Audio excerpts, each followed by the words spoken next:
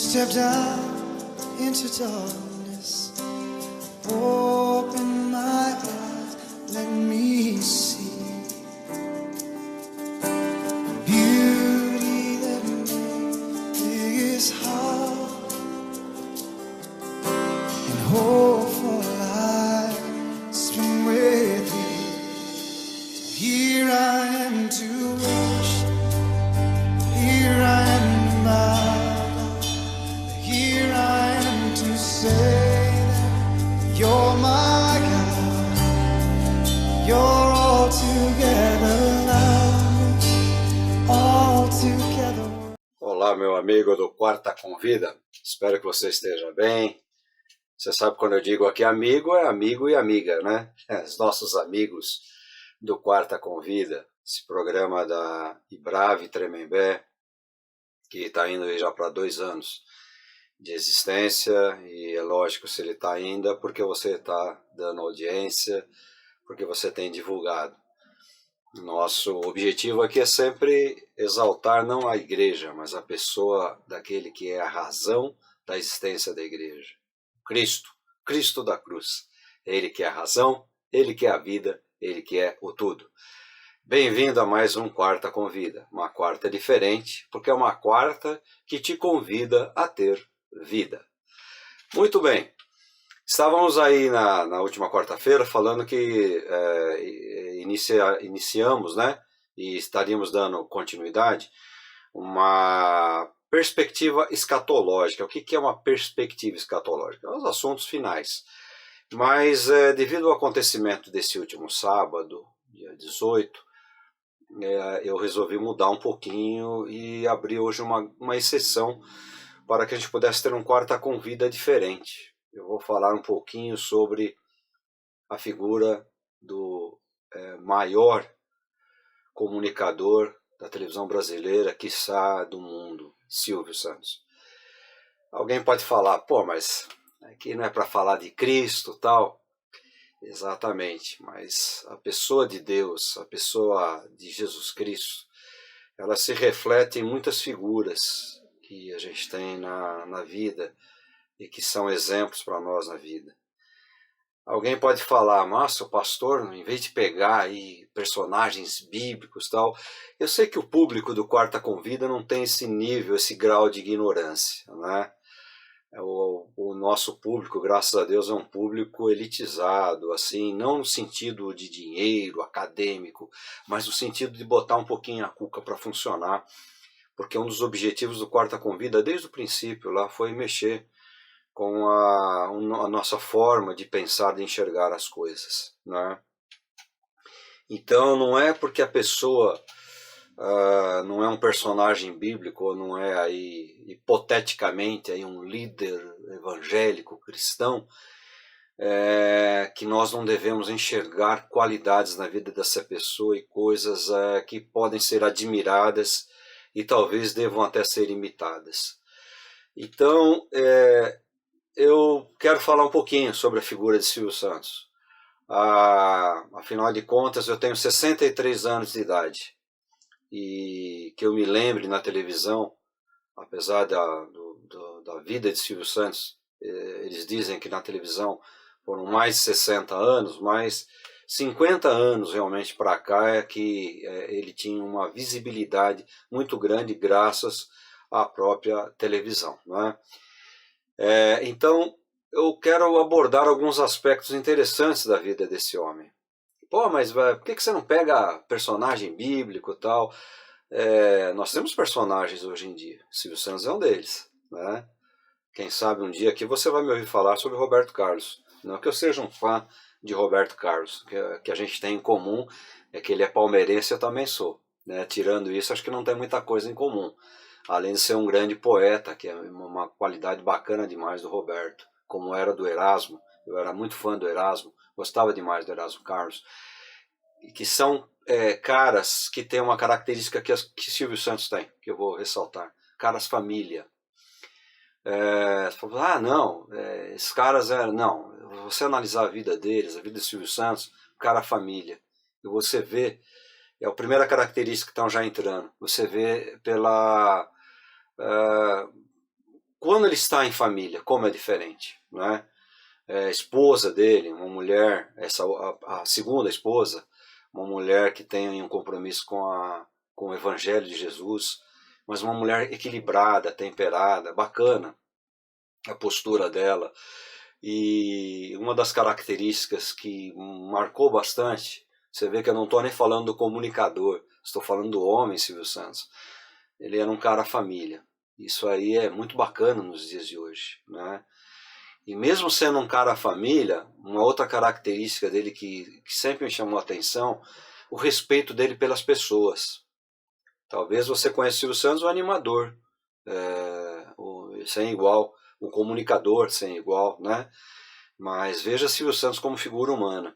Você pesquisar na internet, nos aniversários que existiam da formação, do núcleo chamado Sistema Brasileiro de Televisão, o SBT, quando você vê que tinha aquelas festas lá, veja como o Silvio Santos valorizava não só os artistas que ele tinha lá, que eram os que davam audiência, traziam dinheiro para a sua emissora, mas como ele valorizava os funcionários, que ele chamava de colegas de trabalho, né? Como ele chamava aquelas meninas, aquelas mulheres que iam lá participar do programa de auditório dele.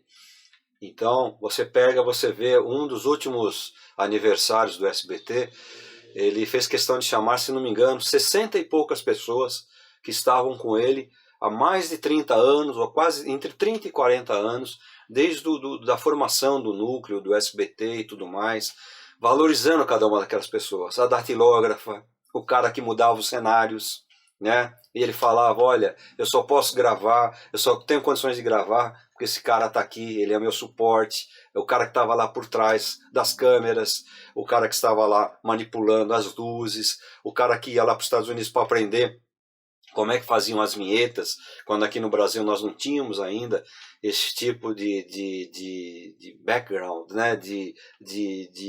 Não tinha ainda a forma, não tinha ainda a engenharia para fazer isso aí. E ele punha os caras para ir lá fora, no exterior, aprender e trazer para cá e colocar isso. Então a figura humana do Silvio Santos é muito bacana. Então família, um cara humano, né? Um cara humano que ajudou muitas pessoas que a gente não tem ideia. Fora aquelas lá que ele sempre distribuiu, quem quer dinheiro, não é verdade? Quem que não vai lembrar do negócio desse? Até absurdo, né? Dobrar notinha de cédula de dinheiro e jogar, isso é até crime, né? Mas era muito engraçado. E as pessoas que ele ajudou ali através desse negócio, que você pode achar errado ou não, porque alguns era sorteio e tal, sei lá. Mas quantas pessoas que não foram alcançadas, né, dessa forma também, com essa humanidade da pessoa chamada Silvio Santos. Uma pessoa pública e que soube estar no mesmo degrau, às vezes, daquelas pessoas mais humildes. E nessas festas você vê como realmente isso não é uma fachada dele, é ele mesmo, né? Porque a gente está acostumado a ver aquele cara ali, aquele personagem, porque lá nos domingos, nos programas dele era uma personagem, mas quando você sai fora do personagem, você vai ver quem é a figura humana de Silvio Santos, e isso é muito bacana, por isso que eu estou ressaltando aqui. Uma outra questão interessante é a questão do respeito que Silvio Santos tinha pelas religiões, e um respeito muito grande que ele tinha por uma religião em particular, não só, talvez por ser a religião de algumas das suas filhas e da sua esposa, mas pela proximidade que há entre o judaísmo, da qual ele era, não digo que ele era muito praticante, né? Mas ele era um seguidor do judaísmo e da religião do cristianismo. Então ele respeitava muito o cristianismo. E vários pastores que a gente conheceu falaram, poxa, eu tive a oportunidade de dar uma Bíblia para o Silvio Santos, eu tive a oportunidade de falar do amor de Jesus Cristo para Silvio Santos, né? E aqui vai uma frase minha. A diferença grande entre o judaísmo e o cristianismo, ambos creem no Messias. Ambas as religiões creem no Messias. A diferença é que o judaísmo está esperando o Messias vir. E o cristianismo está esperando o Messias voltar. Né? Essa é minha, viu? Então o judaísmo está esperando o Messias aparecer aí, vir. E nós estamos esperando o Messias retornar, né?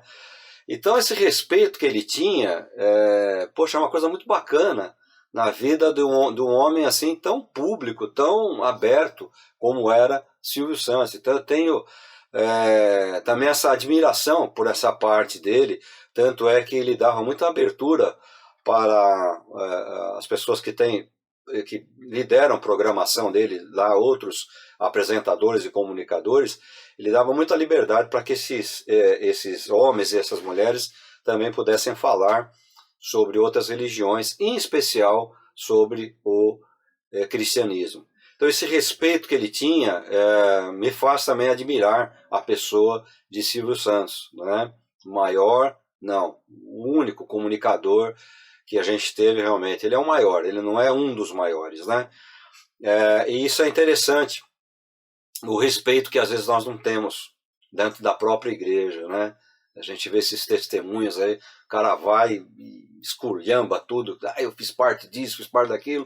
Ao invés de ele focar na graça de Jesus Cristo em alcançá-lo, ele foca nas desgraças lá da religião, do sistema que ele fazia parte, que não interessa para nenhum de nós, porque nós temos que ter piedade, misericórdia daqueles que ainda estão cegos e estão, às vezes, envolvidos por religiões que levam a outras crenças que não a crença do Cristo, do Messias, como crê o cristianismo, que nós vivemos o Messias, e como crê o judaísmo que espera o Messias. Então isso aí também é uma coisa muito legal. Mas assim, se você pudesse perguntar, dentro da minha vivência, que eu digo, puxa, eu queria ter a maturidade que eu tenho hoje, lá no começo do meu ministério, como eu queria ter, mas não dá para ter, né? Você tem que carregar muitas carriolas, né? Muita carriola é aquele carrinho de mão, que o pessoal chama de carrinho de pedreiro. Você tem que carregar muita carriola com tijolo, com areia, para dar valor às coisas e para entender. Você tem que comer muito feijão, como diz aí o ditado popular, passar por muitas coisas na vida, para que lá na frente a maturidade ela venha. Então, eu queria ter essa maturidade, esse olhar que eu tenho hoje, inclusive para valorizar pessoas que lá no passado a gente era envolvido por figuras que falavam, não, isso é do diabo, não sei o quê. E então você fala, puxa, trabalho, vou dar um exemplo aqui, Madre Teresa de Calcutá, puxa, que trabalho bonito, não, mas ela é assim, assado. Hoje você vê que é uma mulher bem-aventurada, né? Uma mulher que abriu mão da sua própria vida para trabalhar ali com aquelas pessoas miseráveis, com ninguém quis trabalhar. São Francisco de Assis, figura exemplar, e outros mais que estão aí, que às vezes o cristianismo quer criticar, principalmente o evangélico, né? Atacar sem saber, sem ver as virtudes que existem na vida da pessoa. Por isso que eu digo, eu queria ter a maturidade. Naquela época que a gente ouvia essas coisas, às vezes acabava até sendo envolvido por essas coisas que você ouvia, e hoje, no alto da sua maturidade, você consegue fazer o tempero, falar, poxa, não foi isso que o Cristo veio ensinar aqui. A verdadeira religião que o Cristo veio ensinar não é essa daí, não, de forma nenhuma, né? Não sei onde é que está o amor do Cristo na vida dessas pessoas que gostam de apontar os dedos. Então, o Silvio Santos foi uma pessoa que marcou por isso aí. Agora, se você perguntasse para mim o ponto principal que você pode pegar como um exemplo na vida do Silvio Santos, eu vou te falar qual é, para mim, na minha concepção, esse ponto principal que me faz admirar a carreira de Silvio Santos, que se encerrou oficialmente agora com a sua morte aos 93 anos, nesse último dia 18 de agosto de 2024. A principal característica para mim era o amor que ele tinha naquilo que ele fazia, né? O amor que ele tinha naquilo que ele fazia, ou seja, o prazer que ele tinha de estar ali fazendo televisão, comunicando, brincando com as pessoas, levando diversão, né? O bordão talvez mais famoso dele, naquela musiquinha que a gente ouvia os domingos, né? Lá, lá, lá, você ouvia aquela musiquinha, você sabia, o homem entrava no ar e ficava lá horas e horas no ar. Do mundo não se leva nada, vamos sorrir e cantar, não é verdade? Porque o que a gente leva desse mundo? Às vezes tanto egoísmo, tanto egocentrismo, tanta coisa. Mas isso aí eu vou deixar para o finalzinho, esse bordão dele. Mas ele fazia com alegria. Puxa, a gente olha para a igreja e vê quantas pessoas fazem as coisas por obrigação, não é? Fazem as coisas porque, esse aqui é o meu ministério, isso aqui não se envolve com outras coisas. Fazem coisas forçadamente, né? Fazem coisas quase por aquilo ali, por obrigação. Eu vou na igreja, mas eu queria estar em casa. Eu vou. E a gente ouve aquele homem, você pode falar, mas ele ganhava dinheiro com isso tudo. Sim, ganhava dinheiro, é óbvio. Ele era um empresário também. Mas você enxergava nele alegria naquilo que ele estava fazendo, prazer naquilo que ele estava fazendo. Algumas pessoas falam, pastor, ministério, reparte o ministério, está muito cansado, esse negócio de pregar tal.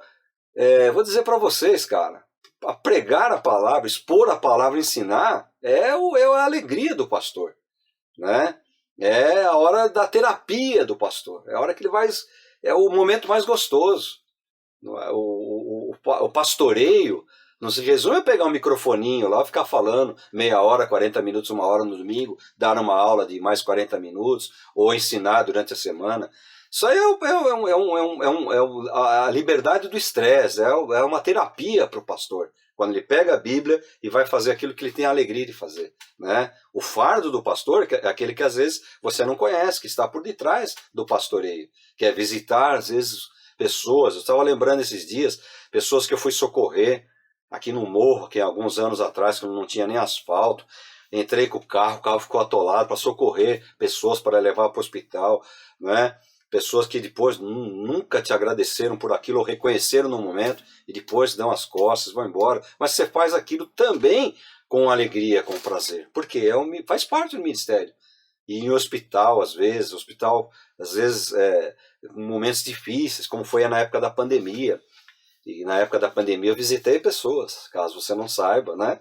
Graças a Deus eu nunca tive medo dessa porcaria, não é verdade? E visitei pessoas, fui visitar membros da igreja que estavam em lugares que não podiam entrar na época, eu implorei que pudessem entrar da forma que eles quisessem, com máscara, com touca, com escafandro, né? Mas eu falei, eu preciso entrar porque tem um membro da igreja aí, eu preciso falar com ele. Então, essas são as durezas, né? Quando você senta com famílias para dirimir problemas, resolver dilemas familiares, às vezes quando você senta com casais que estão com casamento já nas últimas etapas, quando você aconselha às vezes jovens que não querem ser aconselhados. Então essas são as pedras que o ministério carrega. E tudo você faz com alegria porque faz parte do ministério pastoral. O momento ápice, o momento mais gostoso é quando você pega a palavra e reparte com a igreja, é óbvio. E eu gosto muito disso aí, né? Agora, eu tiro essa admiração por Silvio Santos. Poxa, o cara fazia aquilo, você vê que ele fazia com alegria. Tanto é que na pandemia que parou de gravar os programas e tudo mais, eu creio que ali Silvio Santos morreu. Porque tiraram o palco dele. Tiraram as colegas de trabalho dele. Falaram, fique em casa, né? E depois ele voltou, ainda com algumas restrições, mas aí não, você tem idade e tal. E eu creio que ele parou de trabalhar e a morte bateu a porta dele. Mas eu tiro essa admiração muito grande. Poxa, o cara fazia aquilo com alegria.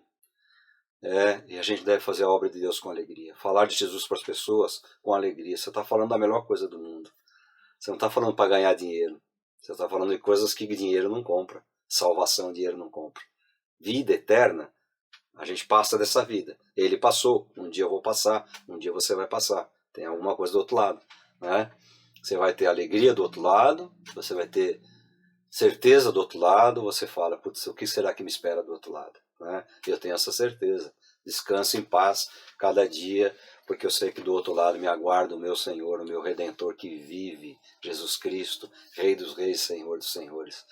Então faço com alegria. E eu olhava para ele e falava, pô, o cara faz com alegria, não é verdade? Então faça com alegria, imite isso aí. Poxa, tem que imitá-lo, porque eu vejo pastores por aí que fazem por fama, fazem porque querem aparecer, fazem porque querem ser mais importantes que os outros. E aí eu vou para o último aspecto da vida de Silvio Santos, que me fez admirar essa humildade, essa simplicidade dele, que me fez admirá-lo muito, né? E eu admiro muito o pastor Enéas Tonini, viveu até 101 anos, pastor Enéas Tonini. Por quê?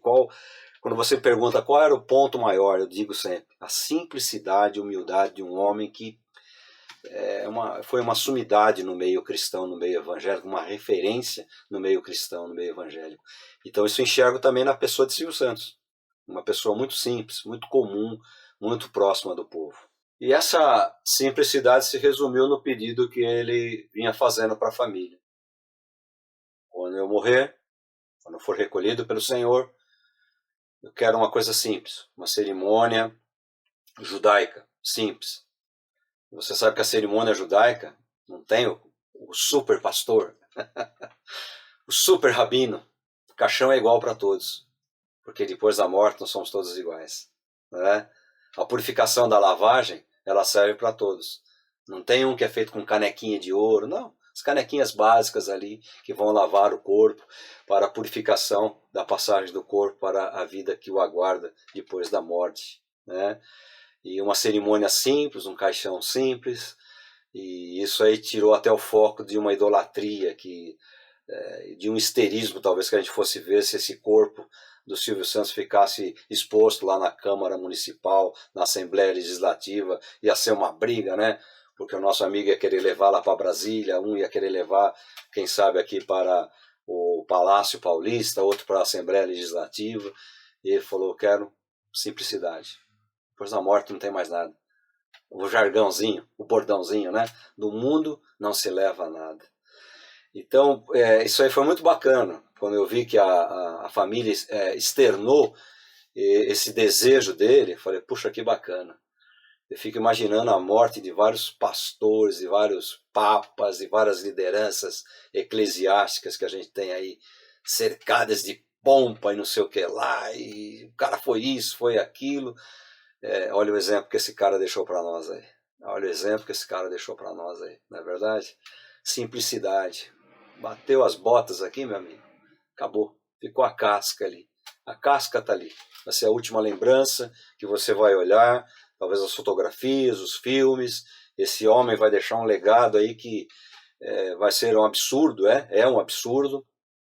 Você durante muito tempo vai ficar vendo reportagens dele e tudo mais, e outras coisas virão à tona aí sobre a vida dele. Não veja que não estou idolatrando não, porque Silvio Santos foi até um concorrente dos pastores, né? O cara ficava em casa para ver o programa do Silvio Santos e não ia para a igreja. Nos domingos roubava muitos evangelismos para os caras ficarem em casa. Então ele foi um concorrente da igreja, na verdade. Mas eu estou aqui olhando as coisas positivas, as coisas boas. E eu entendo que o homem que teme a Deus, o homem que busca a sabedoria dentro da Escritura, ele tem que enxergar isso aí. Ele tem que enxergar as coisas positivas nas pessoas, não é verdade?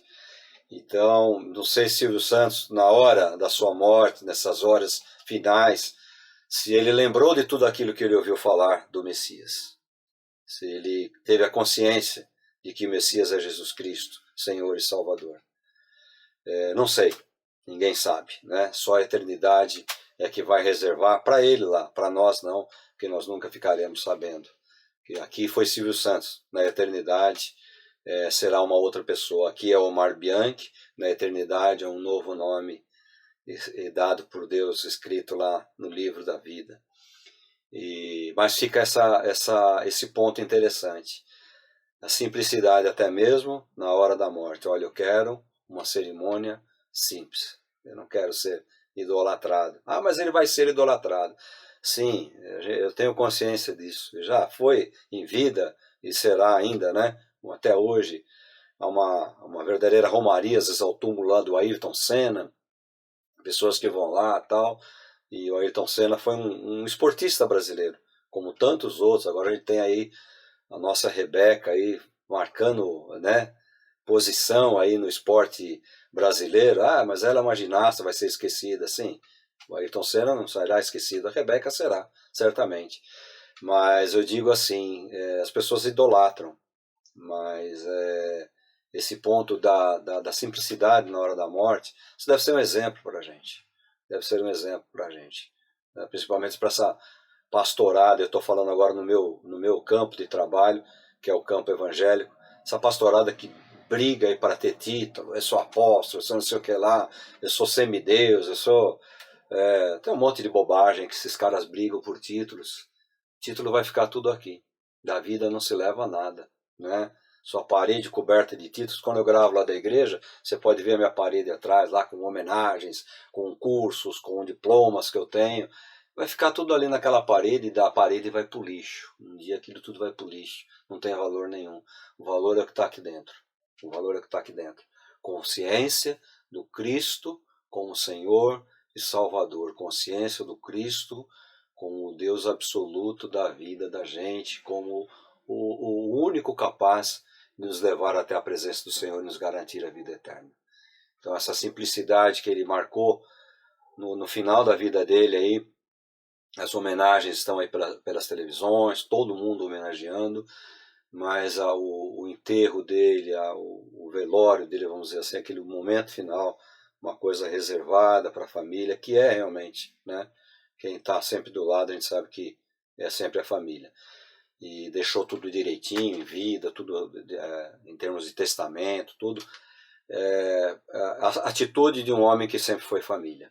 E as brincadeiras que ele fazia, tudo, mas você vê que é um personagem que ele fazia ali, mas que na vida dele, Silvio Santos, homem, um cara família, um cara honesto, um cara que sempre cumpriu com as suas obrigações e eu diria até uma pessoa bastante conservadora nas suas atitudes. Então achei muito bacana isso aí. Falei, poxa, que legal. A última vontade dele, tá chegando perto da minha morte, qualquer hora eu vou embora, eu quero que vocês me prometam que vocês vão fazer dessa forma. E parabéns à família, que fez dessa forma tão simples e tão humilde. Então, legal, Silvio Santos. Obrigado por ter deixado esse exemplo final aí bacana pra gente. Puxa, que legal. Puxa, que bacana. Legal essa humildade, essa simplicidade sua no finalzinho da sua vida. Eu peguei isso para mim. Valeu. Até o próximo quarta. Um quarta com vida, um quarta diferente. E tá chegando aí o nosso ConvidaCast. Quem sabe que vem aí um bate-papo bastante bacana. Nós estamos chegando perto do mês de setembro, nosso mês de aniversário, mais um aniversário da nossa querida Ibrave. Jesus guarde você, Jesus guarde a tua família. Jesus se proteja de todo o mal. O Senhor, o nosso Messias, que está para voltar, está para retornar, esteja com você cada minuto da sua vida. Grande abraço. Obrigado por estar com o Quarta Convite. Light of the world, you stepped out into darkness. Open my eyes, let me see.